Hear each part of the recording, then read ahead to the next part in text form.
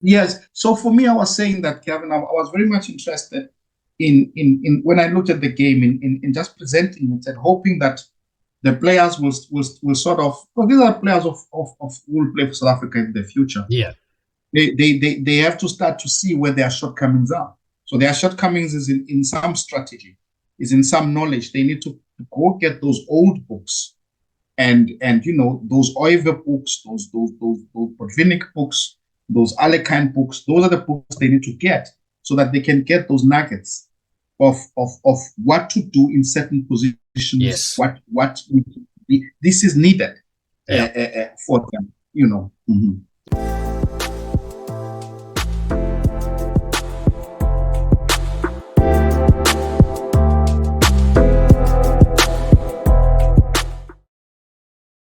Chess, nonsense, and analysis.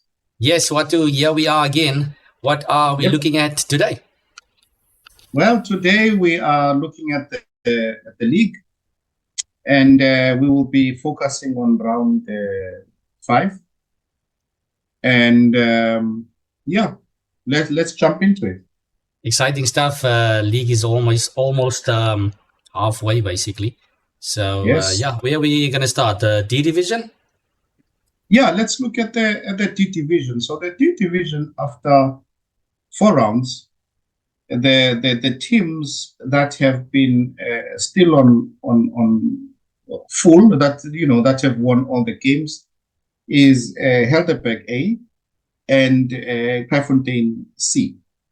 Okay. Then they are followed by City of Cape Town and Observatory Chess Club B. So these are the teams that are the teams to beat, so to speak. And I think Helderberg though is definitely looking like a very strong outfit there. So interesting. It will be interesting to see what will happen as it goes on. Yeah, we'll see if they can keep their lead for the rest of the league. Yeah, interesting stuff. Exactly. Okay. So then should we go now to the C division? Yep. Right. So the results of the C division: Kraaifontein B lost to Steinitz C. Okay. Big win for Steinitz. Zutari beat Two Knights. Zutari A beat Two Knights A 6-0. Very good score for Zutari. Then Grassy Park B beat Steinitz E 3.5, 2.5. Then Blackjacks B beat Manyanani C 6-0. A very good result for Blackjacks B. Steinitz D beat Elsis River 4.5, 4.5. Then Stellenbosch C beat Crossroads 5-1. Okay, interesting. So in the C, it looks like the teams that are leading. We have Blackjacks. Blackjacks B have basically won everything. Then closely followed by Steinitz C and Kraaifontein B. So a lot of interesting stuff that is still going to happen there. Good stuff. Okay. Should we go to the B? Yeah. What's happening in the B? Right. In the B, Steinitz B beat Stellenbosch B 2.5, 2.5. Mitchell's Plain A lost to Manyanani B 1-4. Delft beat Capablanca very convincingly 5-1. Okay. Belleville beat UWCA very convincingly 5-1. A very good result for Belleville A. Yeah. Okay. Yeah. Observatory beat Drakenstein Dragons 4.5, 4.5. UCT drew with CPUT A 3-3. So it's very interesting what's happening in the B. But as we've already said, those three teams are indeed still in contention: Steinitz B, Belleville A, and Delft A.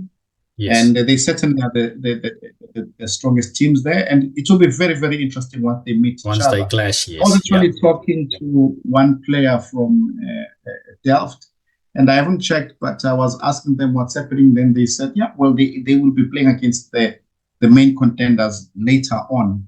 So, yeah, that sounds very interesting. Yeah, for sure. We're waiting for that. So, absolutely. Okay. Interesting stuff Then on the B. So should we go to the A division now? Yeah. What happened in the Premier in round 5? Yeah, in the Premier division on round 5, Kraaifontein beat UCTA 4.5, 3.5. Good result for Kraaifontein. Match there, yeah. And quite a surprise then round, result for this round. Steinitz A lost to Cape Town A, 3.5, 4.5. Very close result. Another close match. Very close. Steinitz dropped there. Then, Manyanani A beat Elsis River A, 7.5. Okay.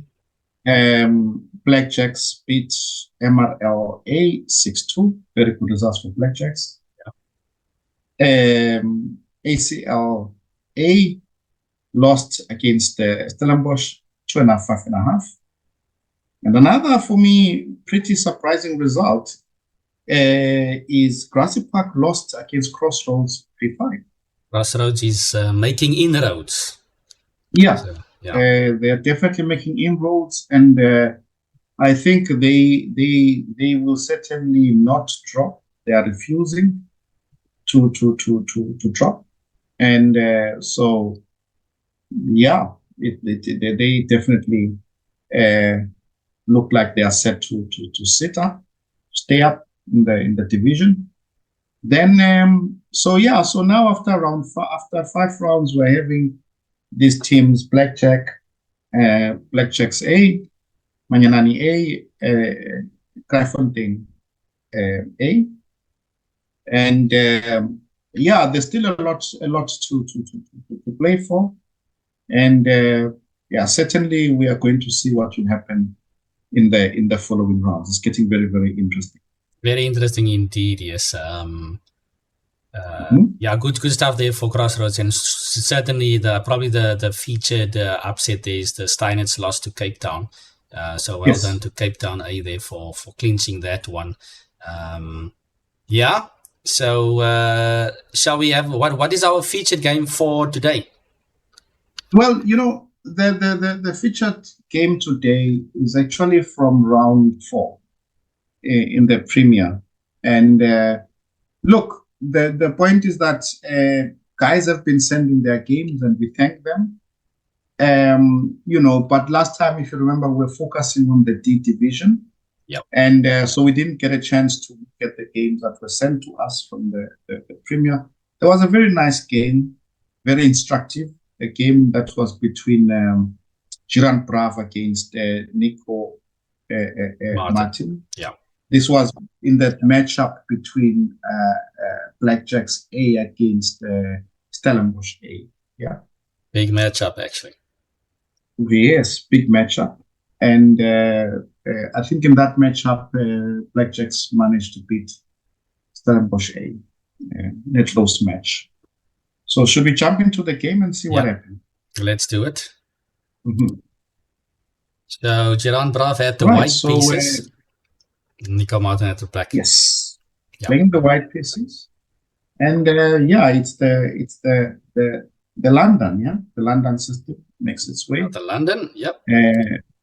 Very popular opening, and all normal, and black plays B6, 92, Bishop B7, Queen E2, 97, and I really like this move, Bishop A6, because I feel that since black has placed all his pawns on what is queenside pawns on black squares, the white squares are weak, and white makes a very interesting positional decision to exchange the defender of the light squares, and hopefully Yes, makes sense. Put pressure on the light square. This is just a question, Watu. Maybe black should have responded here instead of taking. Is queen c8 perhaps not covering the light squares a bit better here? How is white to respond? Yes, probably queen c8 is a logical move. Possibly white has to take. Anyway. And queen takes, and at least the queen is taking over the role of covering some light squares there. Definitely, much more active and already defending the light squares. Yeah. So I certainly think that maybe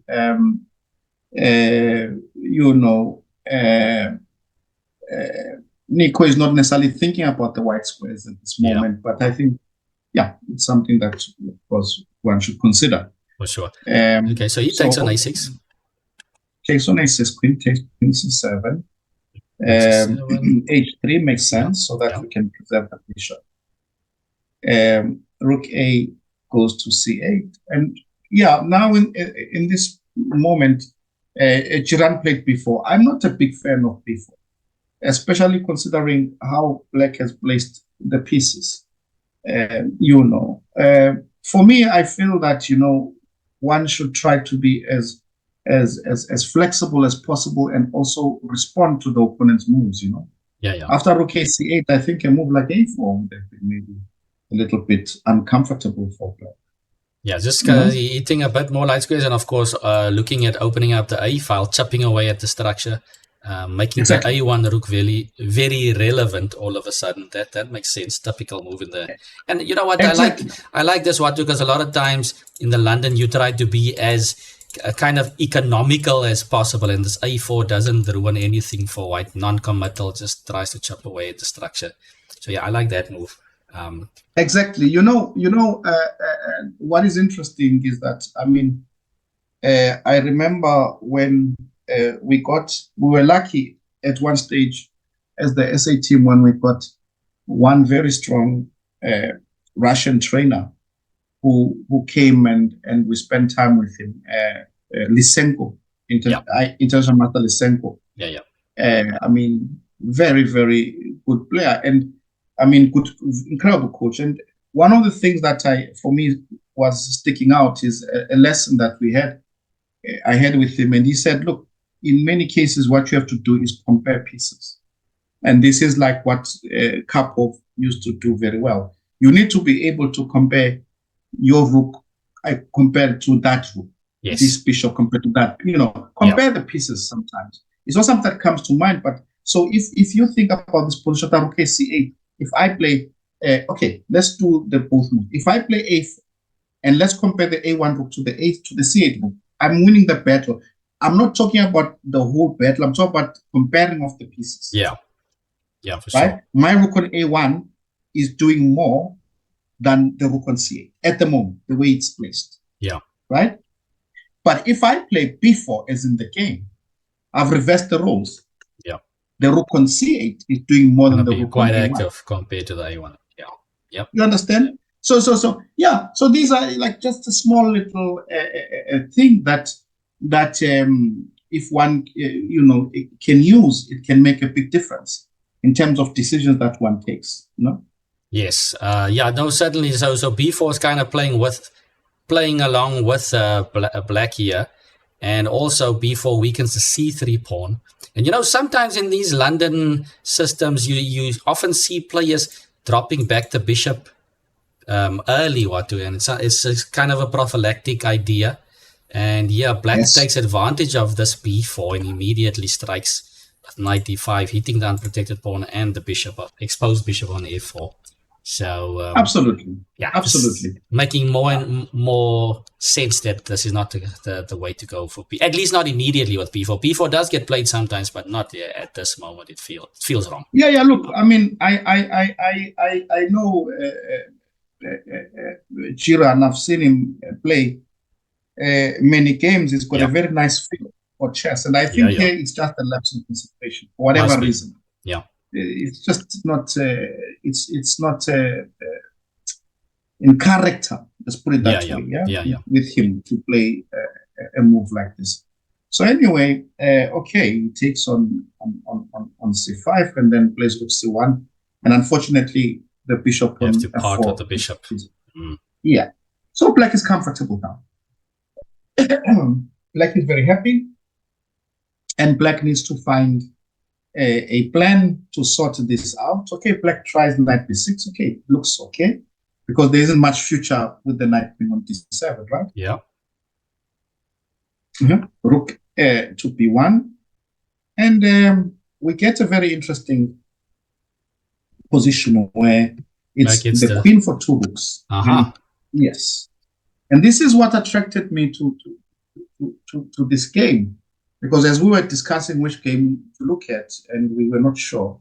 Yeah. And I was very much attracted to this because of this, because I think it is very much a something that is, can be instructive for the viewer.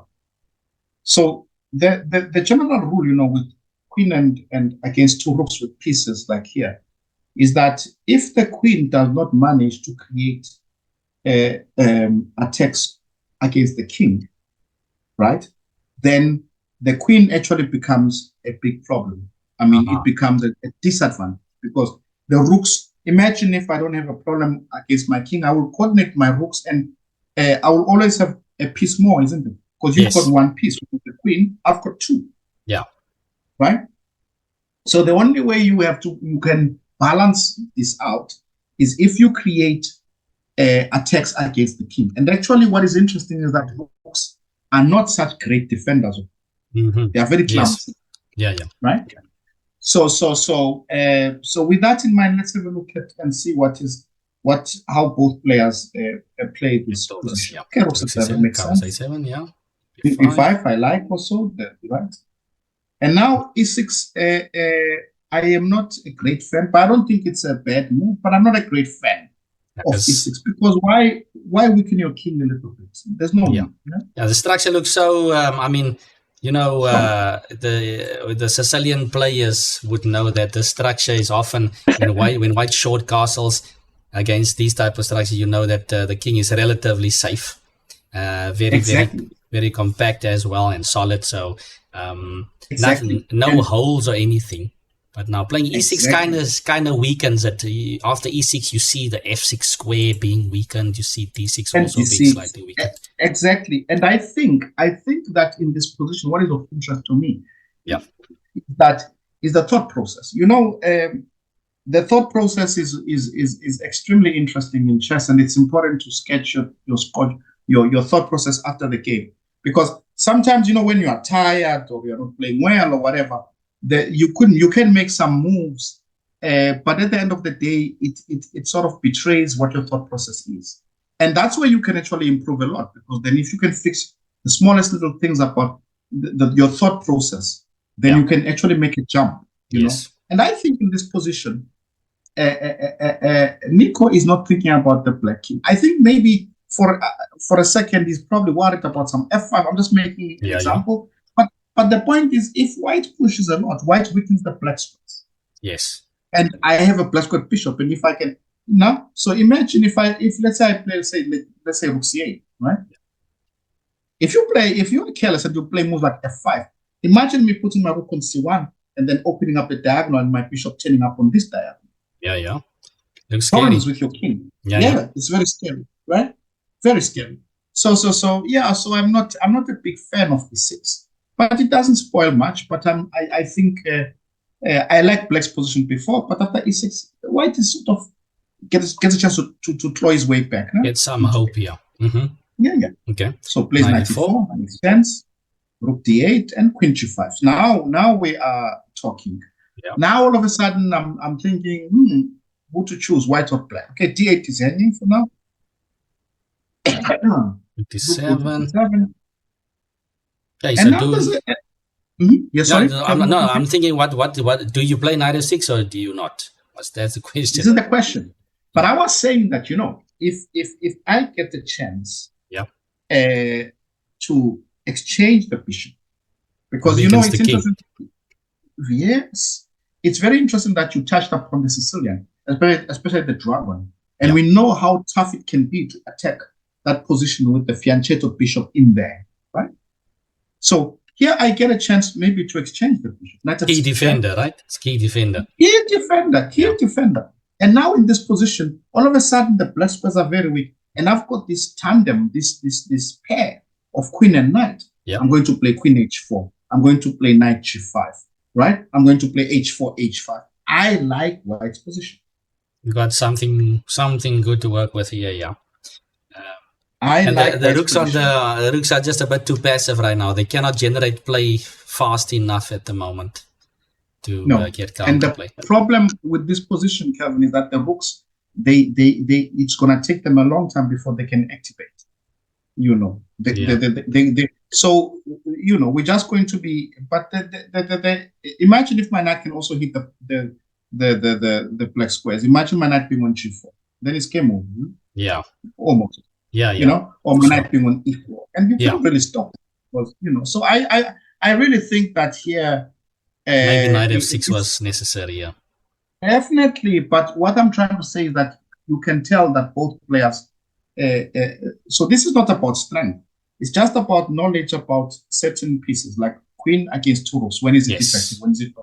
Yeah. So here, both players are not sort of familiar with this idea. Yeah. And so, as you can see, Chiran, he understands he has to attack, but he plays g4. And yeah, now knight d5 is played. f5, okay, this is still interesting. Rook c2, but now I think f6 must be the loser for white. Yeah, he's closing up everything, right? You're just closing up. I mean, after you play f6, then black is not going to get checkmated. Then I have to worry about getting checkmated. Yeah.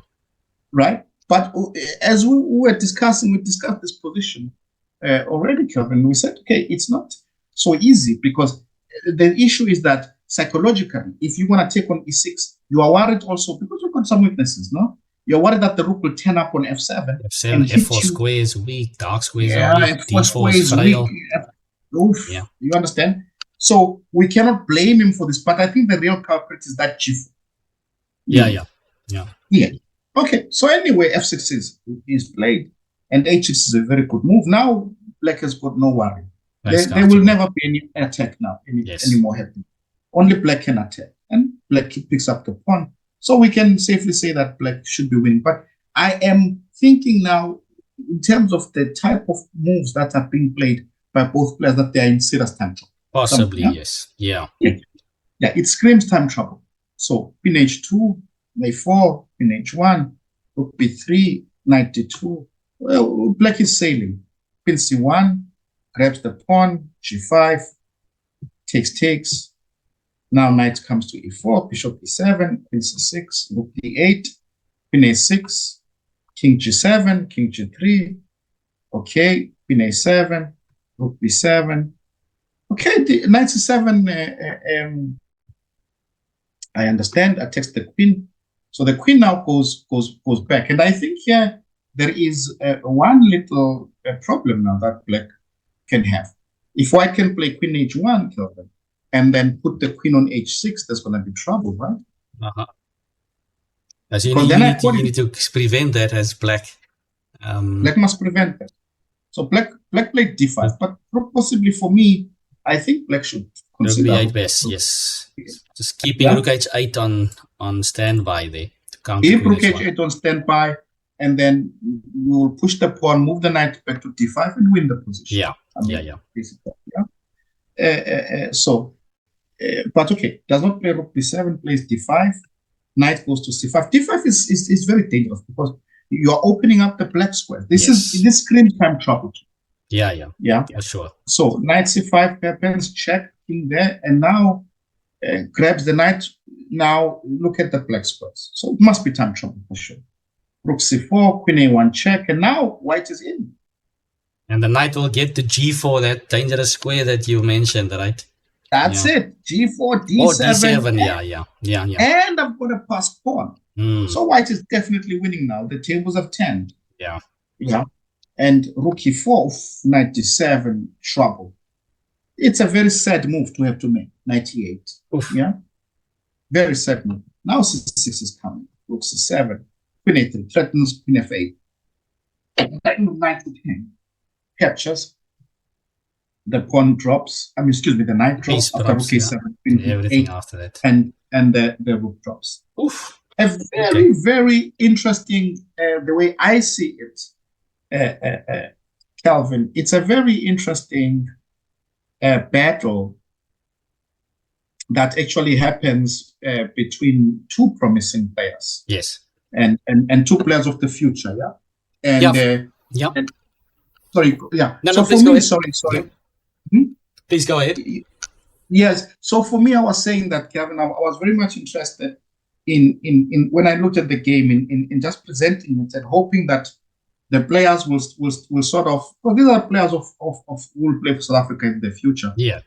They have to start to see where their shortcomings are. So their shortcomings is in some strategy, is in some knowledge. They need to go get those old books and those Oive books, those Botvinnik books, those Alekhine books. Those are the books they need to get so that they can get those nuggets of what to do in certain positions.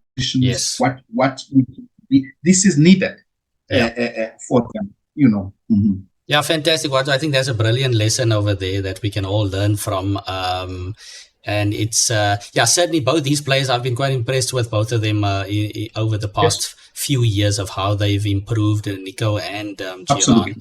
And both of them got bright futures, and I think it's quite nice what you're pointing out. So it's not really a bit of, in chess you have this balance of calculation and also just how shall I say, calculation and you playing based on principles or positional chess, right? And the modern day players, and I'm not highlighting these two players, but the modern day chess type of players with just engines and so on, and the blitz players, we do a lot of just calculating.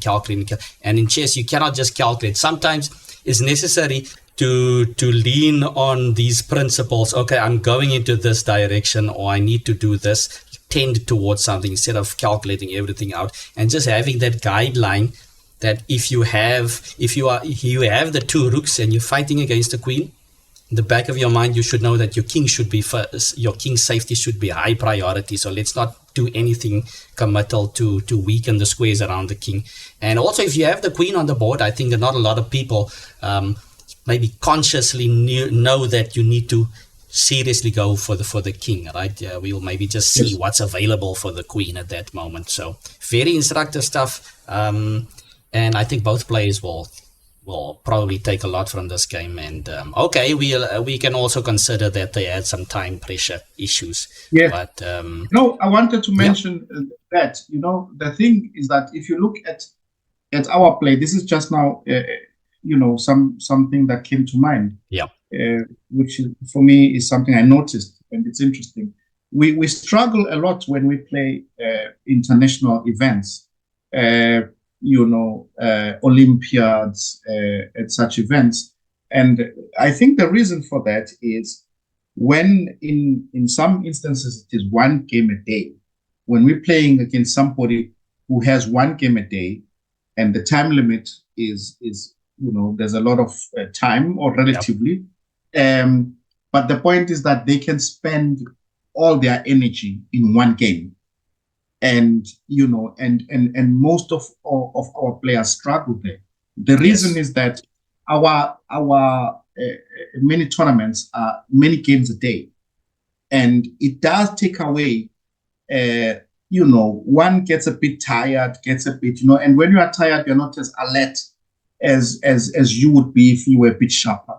If you are a bit tired, the knowledge is not as crisp as it would be if you were a bit sharper. So you find many of our players getting out-muscled in the technical side of things, because I'm going back to what you're saying, because they're just used to calculating and reacting and so on, So it's something that the young players have to think about, and certainly can learn from. Fantastic. Thanks, Watu. This was a good one for everyone to take in. And is that enough instructive nonsense for today? Yes, that's enough instructive nonsense for today. Okay, good stuff. Thanks, Master Watu. So yeah, once again, thanks to the viewers, thanks to the players for sending in the games. We appreciate it, and we will certainly try to get to all the games in due time. So yeah, if you've liked the video, don't forget to like, subscribe, share, leave a comment in there, and we will see you for the next analysis. Cheers.